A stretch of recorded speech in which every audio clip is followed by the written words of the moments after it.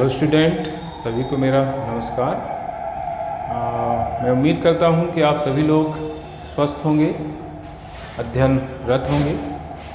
आज हम सभी कोरोना महामारी के संकट से जूझ रहे हैं। इस संकट के कारण जो लोग दिवंगत हुए हैं उनको सबसे पहले मेरी विनम्र श्रद्धांजलि, और ऐसे परिवार जो इस कोरोना महामारी के कारण जिन्होंने अपनों को खोया है उनके प्रति मेरी गहरी संवेदनाएं।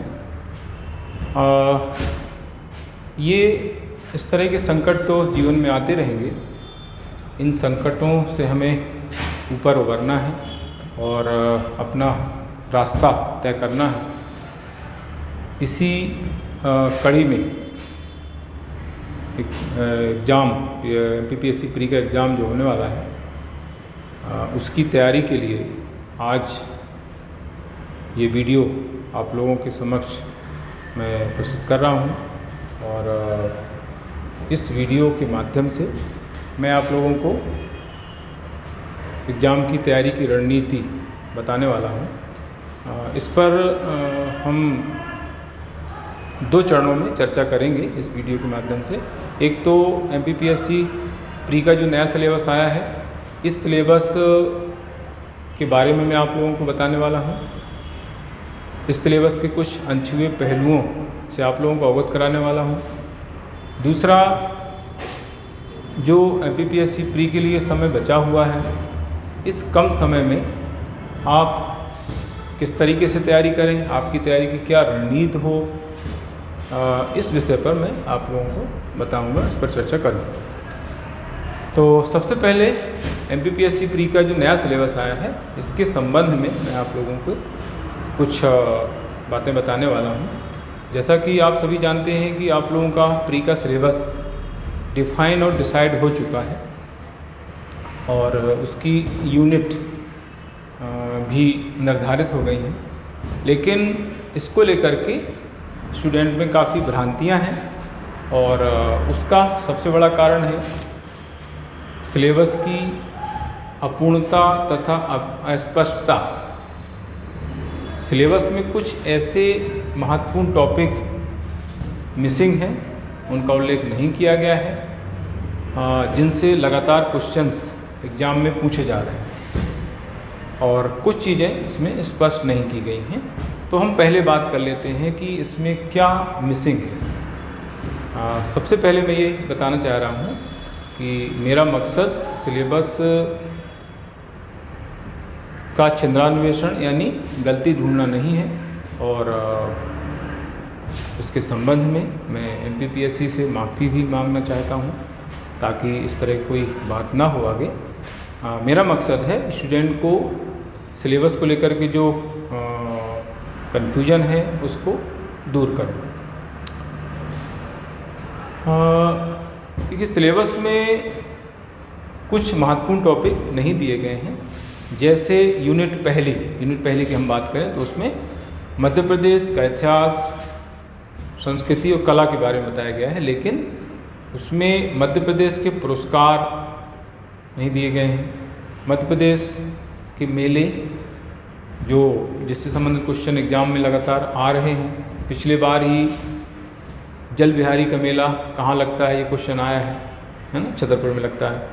इसके पहले कान्हा बाबा का मेला कहाँ लगता है, इसका क्वेश्चन आया हुआ है, जो सुडलपुर होशंगाबाद में लगता है। एक बार इत्जमा का मेला कहाँ लगता है, ये भी क्वेश्चन आ चुका है, इत्जमा का मेला भोपाल में लगता है। तो मेले से संबंधित लगातार क्वेश्चन आ रहे हैं, लेकिन वो सिलेबस में उल्लिखित नहीं है। इसके अलावा मध्य प्रदेश के समारोह ये सिलेबस में नहीं दिया गया है।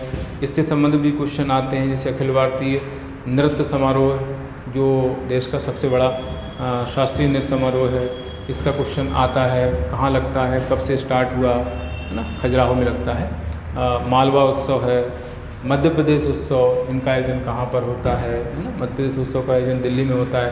ये क्वेश्चन पहले पूछा गया है। इसके अलावा मध्य प्रदेश की सांस्कृतिक संस्थाएं, सांस्कृतिक अकादमियाँ, ये टॉपिक आपके सिलेबस में नहीं दिया गया है। पिछले बार ही यहाँ से क्वेश्चन आया है, इंदिरा गांधी राष्ट्रीय मानव संग्रहालय कहाँ स्थित है, ये क्वेश्चन पिछले बार एग्जाम में पूछा गया है, भोपाल में स्थित है। ये क्वेश्चन पहले भी कई बार आया है।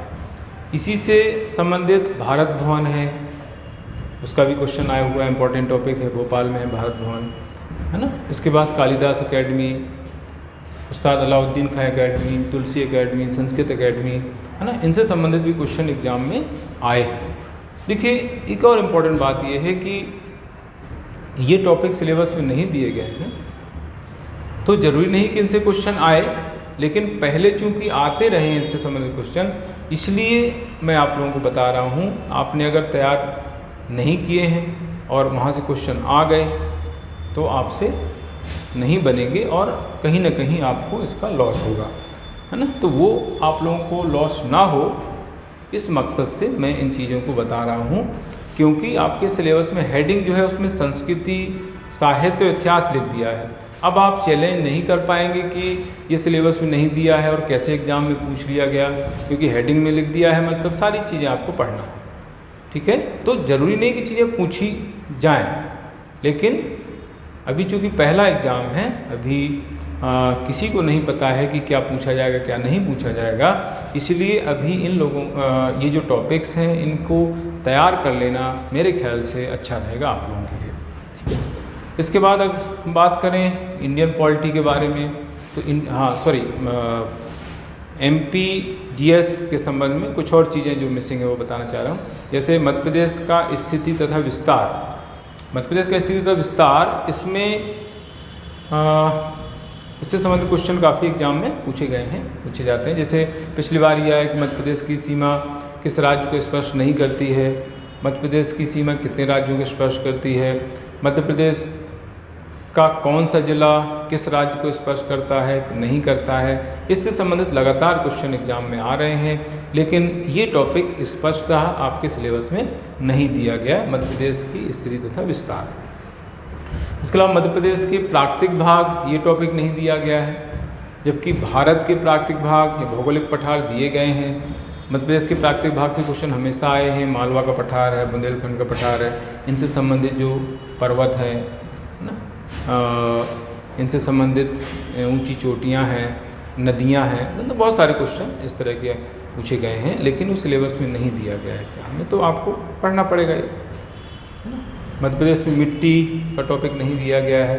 तो ये कुछ ऐसे टॉपिक हैं जो MPGS के अंतर्गत आपके सिलेबस में उल्लिखित नहीं हैं और इनसे क्वेश्चन पूछे गए हैं, इसलिए इनको अभी करना जरूरी है, पहला एग्जाम है इसलिए। पॉलिटी से संबंधित जो क्वेश्चन है उनके बारे में भी जो टॉपिक है उनसे बारे में भी क्वेश्चन आए हैं, लेकिन सिलेबस में मेंशन नहीं है। जैसे मध्य प्रदेश का संवैधानिक विकास, मध्य प्रदेश के संवैधानिक विकास के अंतर्गत केवल 2 ही अधिनियम आपके सिलेबस में लिखित है, एक तो 1919 का अधिनियम, 1935 का अधिनियम। पिछले बार ही 1909 के अधिनियम से क्वेश्चन पूछ लिया गया है और वो आपके सिलेबस में क्लियर दिया नहीं है, तो इनको पढ़ना पड़ेगा। और दूसरा एक रीज़न ये है कि ये जो अदर अधिनियम है, जैसे 1717 का, 1773 का रेगुलेटिंग एक्ट है, 1784 का पिट्स इंडिया एक्ट है, फिर 4 चार्टर एक्ट हैं, 1858 का अधिनियम है, फिर 1861 का परिषद अधिनियम है, 1892 का परिषद अधिनियम है, 1909 का परिषद अधिनियम, पार्लियामेंट्री सुधार। तो इस तरीके से जो है ये टॉपिक भी आपके सिलेबस में नहीं दिए गए हैं, लेकिन पढ़ना पड़ेगा। पढ़ने का एक रीज़न ये भी है कि ये टॉपिक इन मॉडर्न हिस्ट्री के अंतर्गत भी आएंगे, तो मॉडर्न हिस्ट्री तो आपकी सिलेबस में पूरी दी गई है, तो आप ये नहीं कह पाएंगे कि ये आउट ऑफ सिलेबस है ना, तो उससे रिलेट करके भी इनको पूछा जा सकता है। तो कहने का मतलब यहाँ की जो 2 अधिनियम दिए गए उनको ज़्यादा पढ़ना है, अदर अधिनियम भी आपको देखना है ना। इसके बाद पॉलिटी में प्रस्तावना नहीं दी गई है, अनुसूचियों का उल्लेख नहीं है, महान्यायवादी का स्पष्ट उल्लेख नहीं है ना, लेकिन इनसे क्वेश्चन पूछे गए हैं। इकोनॉमी की अगर बात करें तो इकोनॉमी से संबंधित बहुत सारे टॉपिक मिसिंग हैं, जैसे GDP है, राष्ट्रीय आय, गरीबी, बेरोजगारी, आर्थिक नियोजन, मुद्रास्फीति, मुद्रा संरक्षण, ये टॉपिक नहीं दिए गए, लेकिन इसमें भारतीय अर्थव्यवस्था करके टॉपिक दे दिया गया है। तो इसका मतलब यहाँ पर ये हुआ कि अदर टॉपिक भी आपको पढ़ना है। भारतीय अर्थव्यवस्था में सारी चीज़ें लगभग आ जाती हैं, है ना। तो जो टॉपिक दिए गए हैं उनके साथ साथ इन टॉपिक्स को भी आप लोगों को देखना अच्छा रहेगा। अब हम आगे बात करें तो विज्ञान के अंतर्गत, साइंस के अंतर्गत जो यूनिट 7 है उसमें विज्ञान के मौलिक सिद्धांत दिए गए हैं। उसमें बायो, फिजिक्स, केमिस्ट्री का क्लियर मेंशन नहीं किया गया है। विज्ञान के मौलिक सिद्धांत के अंतर्गत सारी चीज़ें आ जाएंगी, तो आपको ये भी पढ़ना पड़ेंगे, लेकिन क्लियर मेंशन नहीं है। और आगे हम बढ़ें, यूनिट 8 जो है उसमें खेलकूद वाली यूनिट है वो, उसमें अंतर्राष्ट्रीय खेल प्रतियोगिताएं नहीं लिखी। उसमें लिखा है राष्ट्रीय तथा मध्य प्रदेश की खेल प्रतियोगिताएं। तो क्या आप ओलंपिक, एशियन गेम, राष्ट्रमंडल गेम नहीं पढ़ेंगे? उनको पढ़ना पड़ेगा, है ना। ओलंपिक, एशियन गेम, राष्ट्रमंडल, इनसे संबंधित हमेशा क्वेश्चन आपके एग्जाम में पूछे जा रहे हैं, तो इनको भी पढ़ना पड़ेगा, जबकि आपके सिलेबस में इनका कोई उल्लेख नहीं किया गया है। तो ये है। इसके बाद कंप्यूटर संबंधी यूनिट 9 है, उसमें कंप्यूटर कहीं भी मेंशन नहीं है, तो स्टूडेंट ये सोचेंगे कंप्यूटर नहीं पढ़ना है, लेकिन जो भी उसमें टॉपिक दिए गए हैं उसमें कंप्यूटर ऑलरेडी सम्मिलित हो जाता है। तो कंप्यूटर की बेसिक जानकारी आपको होनी चाहिए, उसको पढ़ना पड़ेगा। इसके बाद जो लास्ट यूनिट है 10 यूनिट, उसमें राष्ट्रीय तथा प्रादेशिक संस्थाएं दी गई हैं और उसमें लास्ट में इत्यादि लिख दिया गया है। अब इत्यादि के अंतर्गत क्या आएगा ये भी कोई क्लियर नहीं किया है ना। हालांकि ये पहला एग्ज़ाम होगा इस पैटर्न पर, इस सिलेबस पर, तो मेरा ऐसा मानना है कि जो सिलेबस में संस्थाएं दी गई हैं, आयोग दिए गए हैं, उन्हीं में से क्वेश्चन आपको पूछे जाएंगे, ऐसा मेरा मानना है। इससे ज़्यादा नहीं पूछेंगे, लेकिन अगर कभी पूछ लेते हैं तो कुछ टॉपिक, कुछ आयोग आप कर सकते हैं, जैसे CBI है जो हमेशा चर्चा में रहती है ना, लोकपाल, लोकायुक्त है, ठीक है, वित्त आयोग है, वित्त आयोग से संबंधित क्वेश्चन हमेशा पूछे जाते हैं, NCB है, नारकोटिक कंट्रोल ब्यूरो हमेशा बीच में चर्चा में रहा है। तो ये कुछ ऐसे टॉपिक्स हैं इनके बारे में क्वेश्चन पूछे जा सकते हैं। इत्यादि के अंतर्गत इनको हम मान सकते हैं। इकोनॉमी से रिलेटेड कुछ संस्थाएं हैं, सेबी है ना, IRDA है ना, तो ED है, इनको भी एग्जामिनेशन में पूछा जा सकता है। ये इकोनॉमी से रिलेटेड टॉपिक हैं, तो वहाँ पर भी पढ़ सकते हैं, और इसके अंदर इत्यादि के अंतर्गत भी इनको हम पढ़ सकते हैं। तो ये कुछ ऐसे टॉपिक्स हैं जो आपके सिलेबस में नहीं दिए गए हैं, लेकिन चूंकि इनसे संबंधित क्वेश्चन आ रहे हैं, इसलिए आपको इनको पढ़ना चाहिए इस एग्ज़ाम के लिए। आगे अगर कभी नहीं आए तो फिर उनको छोड़ सकते हैं, लेकिन फ़िलहाल तो पढ़ना पड़ेगा क्योंकि पहला ही एग्ज़ाम होने वाला है ये। एक और इम्पॉर्टेंट बात इसमें ये है कि जो टॉपिक आपके सिलेबस में क्लियर दिए गए हैं उनको तो आपको पढ़ना ही पढ़ना है। कुछ नए सिलेबस इसमें, नए टॉपिक इसमें आ गए हैं, उनको ख़ास तौर से पढ़ना है ना, जैसे रोबोटिक है, आर्टिफिशियल इंटेलिजेंस है, साइबर सिक्योरिटी है, इलेक्ट्रॉनिकी है ना, खाद्य आधारित, कृषि आधारित तकनीक है, खाद्य प्रसंस्करण है ना, प्राकृतिक आपदाएं हैं, आपदा प्रबंधन है, स्वास्थ्य नीति है, स्वास्थ्य कार्यक्रम है, आयोग या संस्थाएं हैं, मध्य प्रदेश का इतिहास है, वंश है ना। तो ये कुछ नए टॉपिक हैं, इनके बारे में आपको अच्छे से जानकारी करना है, अच्छे से पढ़ना है। इनसे संबंधित क्वेश्चन निश्चित रूप से पूछे जाएंगे।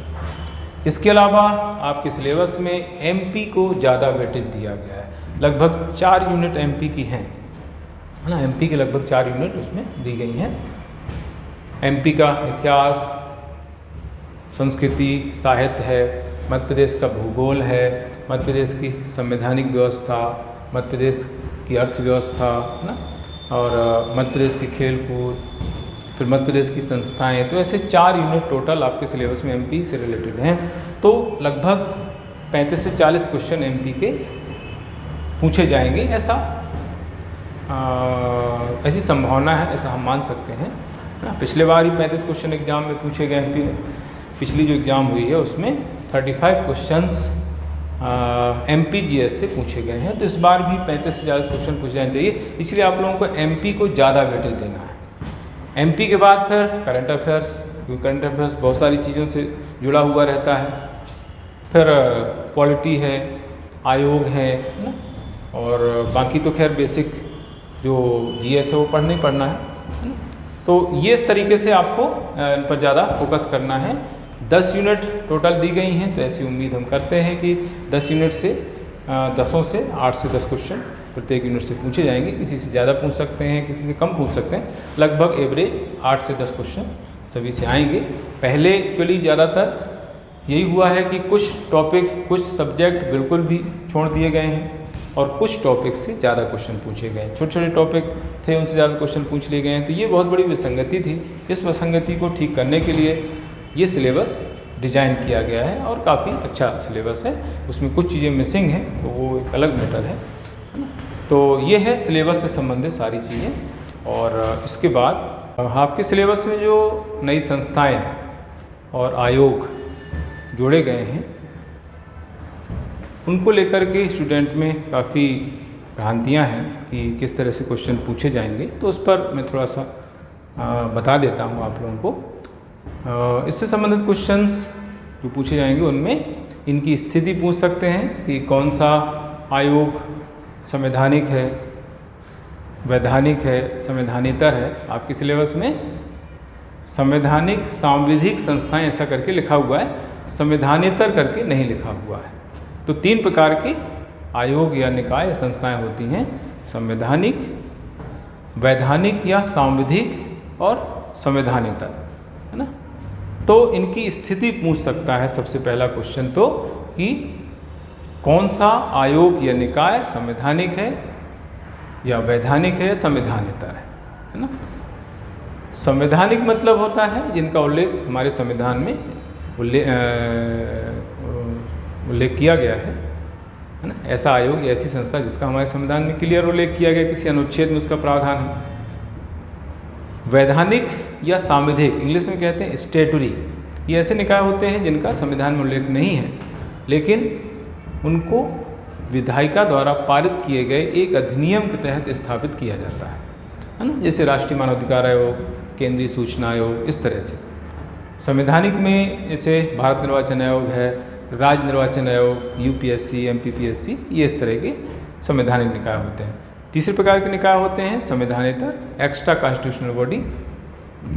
ये ऐसे निकाय होते हैं जिनका संविधान में उल्लेख नहीं है, ना ही अधिनियम के तहत इनकी स्थापना की गई है, बल्कि कार्यकारी प्रस्ताव या मंत्रिमंडलीय प्रस्ताव के तहत इनकी स्थापना की गई है। इसमें नीति आयोग है, राष्ट्रीय एकता परिषद है, इस तरह के निकाय आते हैं, कम निकाय इसमें आते हैं। तो ये क्वेश्चन बन सकता है। इसके अलावा इनके मंत्रालय पूछ सकते हैं, कौन सा निकाय किस मंत्रालय या विभाग के अधीन आते हैं ना। तो इस तरह के क्वेश्चन भी एग्जाम में पूछा जा सकता है। कुछ तो ऐसा है कि क्लियर हो जाता है कि भाई ये आयोग या संस्था इस मंत्रालय के अधीन है, जैसे कहें राष्ट्रीय महिला आयोग, तो महिला बाल विकास मंत्रालय के अधीन क्लियर है। राष्ट्रीय बाल अधिकार संरक्षण आयोग, ये भी महिला बाल विकास मंत्रालय के अंतर्गत आते हैं। कुछ ऐसे निकाय हैं जो क्लियर नहीं हो पाते हैं, उनमें कन्फ्यूजन रहता है, उसी से संबंधित क्वेश्चन एग्जाम में पूछे जाते हैं। जैसे पूछ लिया राष्ट्रीय अनुसूचित जाति आयोग किस मंत्रालय से संबद्ध है, तो ये जो है केंद्रीय सामाजिक न्याय एवं अधिकारिता मंत्रालय के अंतर्गत आता है ना।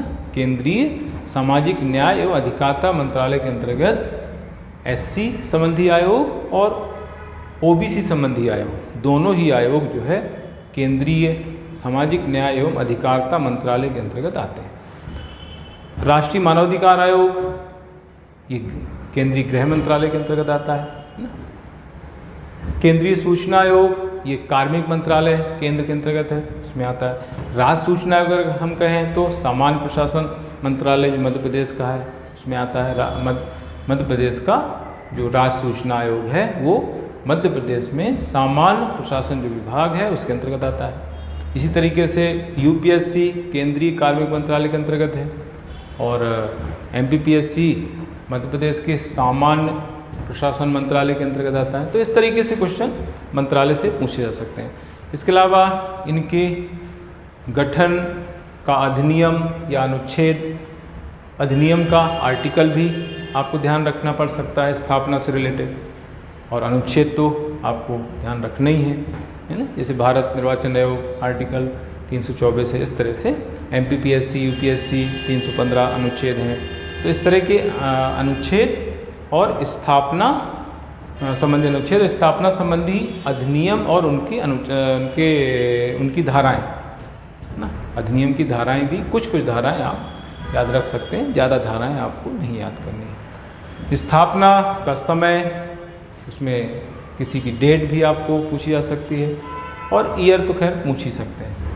सदस्य संख्या, किस आयोग में कितनी सदस्य संख्या है, इसमें कन्फ्यूजन बहुत ज़्यादा रहता है, किसी में 5 है, किसी में 6 है, किसी में 10 है, इस टाइप से। तो सदस्य संख्या आपको ध्यान रखना है, अध्यक्ष सहित बिना अध्यक्ष के। नियुक्ति संबंधी प्रावधान पूछ सकते हैं, कौन किसकी नियुक्ति करता है, इसमें बहुत ज़्यादा कन्फ्यूजन बना हुआ है। जो राष्ट्रीय संस्थाएं हैं, राष्ट्रीय संवैधानिक संस्थाएं हैं, उनकी नियुक्ति राष्ट्रपति द्वारा की जाती है।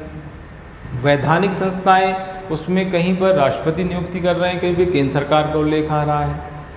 तो ये कन्फ्यूजन बहुत ज़्यादा है, तो ये आपको ध्यान रखना पड़ेगा, बार बार इनका रिवीजन करना पड़ेगा।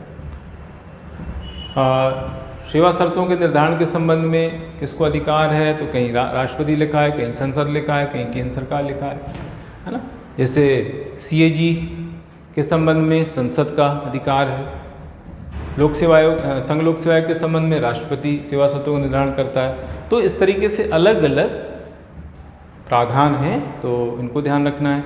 रिपोर्ट कौन किसको देता है, तो संसदीय जो विधायी जो संवैधानिक संस्थाएं हैं, उसमें जो रिपोर्ट है वो राष्ट्रपति को दी जाती है।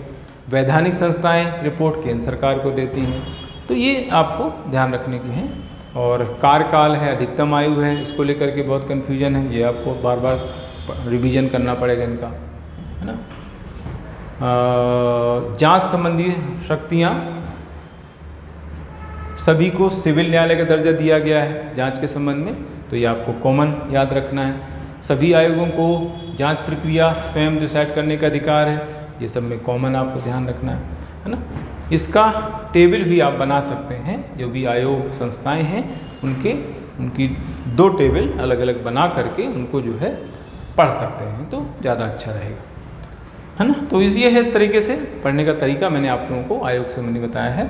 अब हम चर्चा करते हैं कि जो इतना कम समय बचा हुआ है, इतने कम समय में आप अच्छी तरीके से कैसे तैयारी कर सकते हैं, इसकी क्या रणनीति होनी चाहिए। तो आप क्या करें कि 20 दिन का टाइम टेबल बना लें, है ना। 20 दिन का जो शेड्यूल है वो बना लें और उसको पूरा करने के लिए एक दिन का लक्ष्य निर्धारित करें, टारगेट निर्धारित करें और उसके अनुरूप काम करें, उसको अचीव करने का प्रयास करें, है ना। एक दिन में ज़्यादा से ज़्यादा सब्जेक्ट इस समय पढ़ना चाहिए, है ना। एक दिन में ज़्यादा सब्जेक्ट मतलब 5 से 6 सब्जेक्ट आपको एक दिन में पढ़ना चाहिए। एक दिन में ज़्यादा सब्जेक्ट पढ़ने का क्या फ़ायदा होता है, इसके 3 फायदे होते हैं। एक तो समय का सही यूटिलाइज होता है ना। कई स्टूडेंट का रहता है कि एक दिन में 1 या 2 सब्जेक्ट ही पढ़ते हैं, पूरा समय निकाल देते हैं। तो एक दिन का जो समय है उसमें आप 1-2 सब्जेक्ट भी पढ़ सकते हैं और 5-6-7 सब्जेक्ट भी पढ़ सकते हैं। यही समय का यूटिलाइजेशन है। ये जो समय है आप लोगों के लिए 20-22 दिन का जो समय बचा हुआ है, ये बहुत ही निर्णायक समय है। इस समय का सही यूटिलाइज करना है। जिस स्टूडेंट ने इस समय का सही यूटिलाइज कर लिया वही जो है इसमें सफल होगा, ठीक है। तो सही यूटिलाइज करने का तरीका यही है कि आप एक दिन में ज़्यादा से ज़्यादा सब्जेक्ट पढ़ें, 5 से 6 सब्जेक्ट पढ़ें। तो सबसे बड़ा फ़ायदा इसका यही होता है कि समय का यूटिलाइज होता है। दूसरा, आपका कॉन्फिडेंस लेवल अच्छा हो जाता है, बढ़ जाता है और समय पर सिलेबस कंप्लीट हो जाता है। ये फ़ायदे एक दिन में ज़्यादा से ज़्यादा सब्जेक्ट पढ़ने के होते हैं। इसके अलावा इसमें रिवीजन आपको ज़्यादा से ज़्यादा करना होता है ना। जैसे आज जो हम पढ़ रहे हैं उसको पढ़ने से पहले पुराना हम रिवाइज कर लें, पिछला जो है रिवाइज कर लें, उसके बाद फिर आगे बढ़ें। इसका फ़ायदा ये होता है कि जो टॉपिक्स हैं एक दूसरे से लिंक्ड हो जाते हैं। उनमें तारतम्यता आ जाती है ना, और समझ में भी आते हैं, है ना। आप लोगों ने देखा होगा जो सीरियल होते हैं, टीवी सीरियल, उसमें जो है पुराना दिखा करके जो है आगे बढ़ते हैं, हमेशा आपने देखा होगा, है ना। तो वैसे ही आपको करना है कि पुरानी चीज़ों को रिवाइज करते हुए आपको जो है आगे बढ़ना है, उससे आपको जो है चीज़ें ज़्यादा क्लियर होंगी, ठीक है। अब सब्जेक्ट क्या पढ़ना है, एक दिन में कौन कौन सब्जेक्ट पढ़ें, कौन से नहीं पढ़ें, तो ये स्टूडेंट पर डिपेंड करता है। किसी स्टूडेंट का कोई सब्जेक्ट स्ट्रॉन्ग होता है, किसी का वीक होता है, तो उसके अकॉर्डिंग वो चुन सकता है। वैसे तो जो कोर सब्जेक्ट हैं वो ज़्यादा पढ़ना चाहिए अभी, जैसे हिस्ट्री है, ज्योग्राफी है, साइंस है ना, ये कोर सब्जेक्ट, MPGS है, तो ये 3-4 सब्जेक्ट कोर सब्जेक्ट हो गए। इसमें कुछ छोटे सब्जेक्ट भी हम साथ में ले सकते हैं, जैसे स्पोर्ट्स है ना, इन्वायरमेंट है, और आयोग वाला टॉपिक हो गया ना, IT वाला टॉपिक, कंप्यूटर वाला टॉपिक हो गया। तो ये जो है छोटे सब्जेक्ट हैं। बड़े सब्जेक्ट और छोटे सब्जेक्ट दोनों को लेकर के हम चल सकते हैं। इसमें कॉम्बिनेशन का भी महत्व होता है, जैसे ज्योग्राफी है तो ज्योग्राफी के साथ हम इन्वायरमेंट ले लेते हैं, साइंस के साथ साइंस एंड टेक्नोलॉजी ले लेते हैं, पॉलिटी के साथ आयोग का पोर्शन ले लेते हैं, तो ऐसा भी कर सकते हैं, ठीक। तो ये एक तरीका हो सकता है। इसके बाद टेस्ट पेपर कैसे सॉल्व करना है उसके बारे में भी हम चर्चा कर लेते हैं। आपको 12 से 14 घंटे का समय अभी पढ़ाई में देना है, तो 12 घंटे का समय तो हो गया आपकी स्टडी के लिए, रिवीजन के लिए। 2 घंटे का समय जो आपको रहेगा उसमें आप टेस्ट पेपर सॉल्व कर सकते हैं, करना चाहिए अभी, है ना। मतलब एग्ज़ाम के 10 दिन पहले तक आप टेस्ट पेपर सॉल्व कर सकते हैं, उसके बाद आपको टेस्ट पेपर सॉल्व नहीं करना है। तो जो भी 10 से 12 दिन का टाइम आपके पास बचा हुआ है उसमें जो है इसका टेस्ट पेपर सॉल्व करें। टेस्ट पेपर वही सॉल्व करें जिसमें जो एग्ज़ाम ओरिएंटेड हो, जिसका लेवल अच्छा हो, एग्ज़ाम के अनुरूप हो, वही पेपर आप लोगों को सॉल्व करना चाहिए। टेस्ट पेपर में एक तो subject wise test paper, FLT और पुराने आए हुए पेपर जो MPPSC में पहले आ चुके हैं वो पेपर आपको सॉल्व करना है। हालांकि ये जो टाइम है ये FLT का है, FLT ही इस समय सॉल्व किए जाते हैं, लेकिन कभी आपको ऐसा लगे कि हमने subject wise test paper solve नहीं किए हैं तो उनको भी कुछ कर सकते हैं।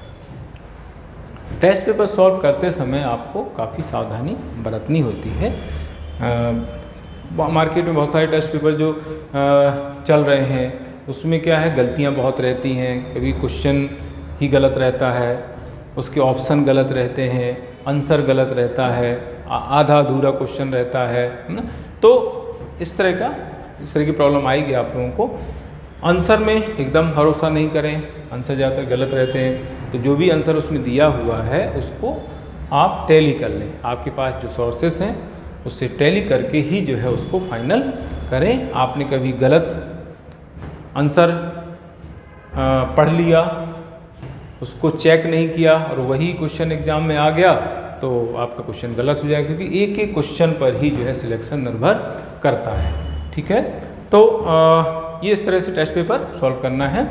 और अभी प्रैक्टिस के लिए OMR शीट पर जो है कुछ पेपर सॉल्व कर लें, जिससे गोला भरने की प्रैक्टिस आप लोगों को अच्छी हो जाए और इस तरह की गलतियां जो एग्ज़ाम में होती हैं वो ना हो। क्योंकि बहुत सारे स्टूडेंट जो है गलत गोला भर के आ जाते हैं, एक ही क्वेश्चन में 2-2 गोले भर जाते हैं। जिस क्वेश्चन में गोला भरना है उससे ऊपर या नीचे भर जाता है। तो इस तरह की जो मिस्टेक्स होती हैं वो मिस्टेक्स नहीं होंगी, इसके लिए आपको OMR शीट में टेस्ट पेपर सॉल्व करना है। इस दौरान ऐसा कोई काम नहीं करें जिससे आपको डिमोटिवेशन हो, आप डिमोरलाइज हों, क्योंकि इस समय अगर आप डिमोटिवेट होते हैं, डिमोरलाइज होते हैं तो इसका बुरा असर आपके एग्ज़ाम पर पड़े, है ना। तो ऐसा कोई काम नहीं करें जिससे आप जो है डिमोटिवेट हों। जैसे डिस्कशन नहीं करें, इस समय डिस्कशन करना सही नहीं माना जाता है। एग्ज़ाम के 1 महीने 2 महीने पहले ही डिस्कशन किया, डिस्कशन हालांकि अच्छी चीज़ है लेकिन इस समय सही नहीं। कोई ऐसा पेपर सॉल्व नहीं करें जिससे आपको जिसमें आपको कम क्वेश्चन सही हो रहे हैं, जिसमें कई टेस्ट पेपर ऐसे रहते हैं, क्वेश्चन पेपर ऐसे रहते हैं जिसमें बहुत सारे ऐसे क्वेश्चन रहते हैं जो अनावश्यक रहते हैं, जो एग्ज़ाम में नहीं पूछे जाते हैं, वो क्वेश्चन उसमें 50% रहते हैं। तो आप अगर वो पेपर देंगे और आपके पता चला 40 क्वेश्चन ही सही रहे और कुछ क्वेश्चन ऐसे हैं जो कभी एग्ज़ाम में आएंगे नहीं, तो आप जो है डिमोटिवेट हो जाएंगे। तो इस तरह के पेपर आपको सॉल्व नहीं करना है। एग्ज़ाम ओरिएंटेड जो पेपर हैं, जिनका लेवल अच्छा है, वही पेपर आपको इस समय सॉल्व करना है। किसी ऐसे व्यक्ति से बात नहीं करें जो आपको जिनसे बात करने से आपको जो है प्रॉब्लम होती है, आप डिमोरलाइज हो जाते हैं। कई लोगों की हैबिट रहती है कि वो दूसरे को डिमोरलाइज जानबूझ कर करते हैं, है ना। तो इस तरह लोग बात नहीं करें। किसी से क्वेश्चन ना तो पूछें, ना ही किसी को पूछने दें। इस समय क्वेश्चन पूछना सही नहीं है। अगर कोई क्वेश्चन किसी ने पूछा या कोई ऐसी बात कह दी और आपसे वो चीज़ नहीं बन रही है, तो आप जो है इस समय प्रॉब्लम में आ जाएंगे। ऐसे व्यक्ति से बात करें, आपका चाहे कोई अजीज मित्र हो, आपका कोई रिलेटिव हो, आपका कोई गुरु हो, उससे बात करें जो आपको हमेशा मोटिवेट करता, जिससे बात करने से आपको अच्छा महसूस होता, है ना, आपको नई एनर्जी मिलती हो, उस व्यक्ति से ही आप बात करें। और आपके जो गुरु हैं, जो आपको निरंतर गाइड कर रहे हैं, उनसे आप समय समय पर बातचीत करते रहें और उनसे गाइडेंस लेते रहें, है ना। उसके बाद समय पर आप सोएं, समय पर खाना खाएं, समय पर उठें, हेल्दी खाना खाएं, है ना। गैर टाइम सोना, ये जो है आज की दिनचर्या बनी है स्टूडेंट की। रात भर स्टूडेंट पढ़ते हैं, दिन भर सोते हैं, तो ये जो दिनचर्या है ये एग्ज़ाम के लिए सही नहीं है, क्योंकि एग्ज़ाम दिन में ही होगा, एग्ज़ाम रात में नहीं होगा। तो इस तरह के अगर हैबिट्स हैं किसी में, तो वो सुधार लेंगे तो अच्छा रहेगा, क्योंकि एग्ज़ाम के समय बहुत ज़्यादा प्रॉब्लम आती है ना। और खाना जो है टाइम से लें और हेल्दी खाना लें, तला गला खाना नहीं खाएं, है ना। फ्रूट्स वगैरह हैं, ड्राई फ्रूट्स हैं, है ना, और दूध है, बादाम वगैरह, इसका सेवन कर सकते हैं, तो माइंड अच्छा रहता है। अब हम बात करते हैं लास्ट में करंट अफेयर्स की। करंट अफेयर्स कहाँ तक आएगा, इसको लेकर के काफ़ी कन्फ्यूजन स्टूडेंट में बना हुआ है। तो मेरा ऐसा मानना है कि करंट अफेयर्स जो है 11 अप्रैल को एग्ज़ाम होने वाली थी, उसके अकॉर्डिंग ही आपको पूछा जाएगा, है ना। 11 अप्रैल को एग्ज़ाम होने वाली थी, 10 दिन पहले ही एग्ज़ाम पोस्टपोन्ड हुई थी और उस समय तक पेपर छप चुके थे। तो अब नया पेपर MPPSC द्वारा नहीं छपवाया जाएगा, क्योंकि बहुत ज़्यादा ये खर्चीला काम है। तो मुझे ऐसा लगता है कि अब फरवरी लास्ट मार्च फर्स्ट वीक तक ही करंट अफेयर्स आपके एग्ज़ाम में पूछा जाएगा, ऐसा मेरा मानना है। इसमें कोई चैलेंज नहीं कर सकता, कोई भी नहीं कर सकता, मैं भी नहीं कर सकता कि कहाँ तक क्या होगा, लेकिन एक अनुमान मैं बता रहा हूँ कि फरवरी एंड मार्च फर्स्ट वीक तक करंट अफेयर्स आपको पूछा जाएगा। तो उसके अकॉर्डिंग आप लोग करंट अफेयर्स तैयार करें। करंट अफेयर्स संबंधित जो टॉपिक्स हैं उस पर विस्तार से चर्चा आगे मैं करूँगा, उसके लिए अलग से एक वीडियो आप लोगों को प्रस्तुत करूँगा, है ना। तो आज इतना ही। आप लोग खुश रहें, हेल्दी रहें और अच्छी तैयारी करें और सफल हों।